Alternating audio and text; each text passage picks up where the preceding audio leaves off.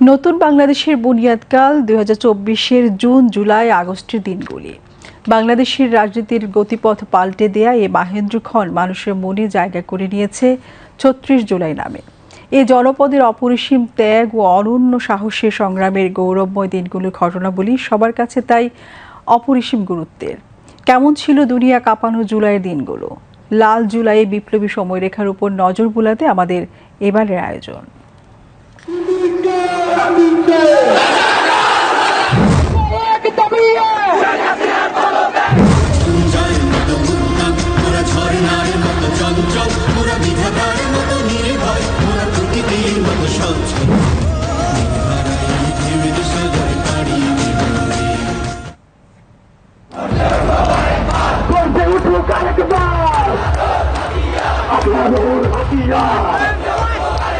দু 2024-এর 3 জুলাই কোটা সংস্কার আন্দোলন আগের দিনের চেয়ে আরও বেশি ছড়িয়ে পড়ে।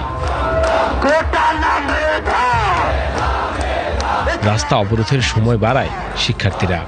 ঢাকা বিশ্ববিদ্যালয় ক্যাম্পাস থেকে বের হয় বিশাল বিক্ষোভ মিছিল পৌঁছায় শাহবাগে। আর সেখানে চলে প্রায় 1.5 ঘন্টার অবরোধ। ঢাকা বিশ্ববিদ্যালয়ের সঙ্গে পার্শ্ববর্তী অন্যান্য প্রতিষ্ঠানের শিক্ষার্থীরাও অংশ নেন এতে। 2018 সালের কোটা আন্দোলনের সঙ্গে তুলনা করে বৈষম্য বিরোধী ছাত্র আন্দোলনের সমন্বয়ক রিফাত রশিদ এদিন ফেসবুকে জানান, এই আন্দোলনের সাড়া অনেক বেশি। 24-এর গণ অভ্যুত্থানের সময় মূল যে বেসটা কাজ করেছে সেটা হচ্ছে যে 18 থেকে 24-এর যে তরুণরা সচেতন হয়ে গিয়েছিল ইতিমধ্যে রাজনৈতিকভাবে, এবং তারা যে আপোষহীনভাবে প্রতিবাদী হয়ে উঠেছিল, সেই জায়গাটা আসলে সবচেয়ে বড় শক্তির জায়গা, আত্মবিশ্বাসের জায়গা, কনফিডেন্সের জায়গা হয়ে কাজ করেছে। শিক্ষার্থীরা এই আন্দোলনে অনলাইন প্রচারণায় গুরুত্ব দেয় প্রথম থেকেই। এদিন আন্দোলনের সমন্বয়ক মাহিন সরকার ঢাকা বিশ্ববিদ্যালয়ের শিক্ষার্থীদের নিজ নিজ হলের অনলাইন ব্যানার প্রচার করার আহ্বান জানান। এই দিন শুধু ঢাকা নয়, একসঙ্গে আন্দোলনে নামে দেশের 6টি বিশ্ববিদ্যালয়ের ছাত্রছাত্রীরা।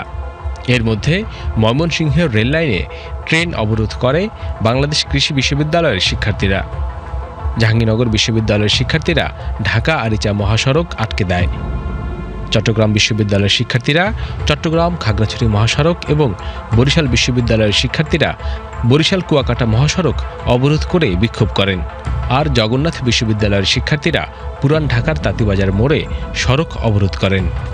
এদিন বিএনপির মিডিয়া সেল থেকেও কোটা আন্দোলনের প্রতি সমর্থনের পোস্ট আসে। পোস্টে লেখা হয়, কোটা প্রথা নিপাত যাক, মেধাবীরা মুক্তি পাক। শুরু থেকেই শিক্ষার্থীদের ন্যায্য এই আন্দোলনকে ফ্যাসিস্ট শেখ হাসিনা সরকার বিরোধী ট্যাগ দেওয়ার অপচেষ্টা করেছিল। ওবায়দুল কাদেরের বক্তব্যের সময় টিভির একটি ফটোকার্ড শেয়ার করে সমন্বয়ক আব্দুল হান্নান মাসুদ লেখেন, ট্যাগ দিবেন না, ট্যাগ দিয়ে এই আন্দোলন সামাল দিতে পারবেন না। এসব কর্মসূচি ছিল শিক্ষার্থীদের নান্দনিকতা ও সৃষ্টিশীলতার সৌন্দর্যে ভরপুর।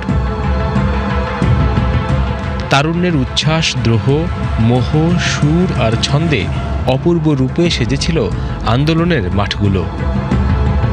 আন্দোলনে যে আমি গানগুলো গাইতাম, সবাই আমাকে বলতো যে এইটা গা, ওইটা গা, আমাকে সিলেক্ট করে দিত যে এইটা গা। ওয়ান কাইন্ড অফ আমরা ওইখানে থাকতাম এবং আমাদের মধ্যে ওই স্পিরিটটা জাগ্রত হইতো গানের মাধ্যমে। আমরা আন্দোলনটা দেশকে অপ্রেশন মুক্ত করতে যাচ্ছি, আমরা দেশে জাস্টিস প্রতিষ্ঠা করতে যাচ্ছি।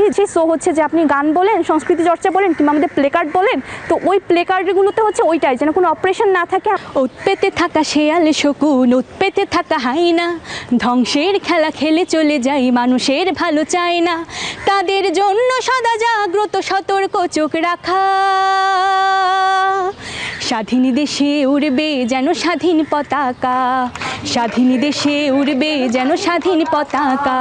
সবুজের বুকে লাল, সেটা উড়বে চিরকাল, সবুজের বুকে লাল, সেটা উড়বে চিরকাল।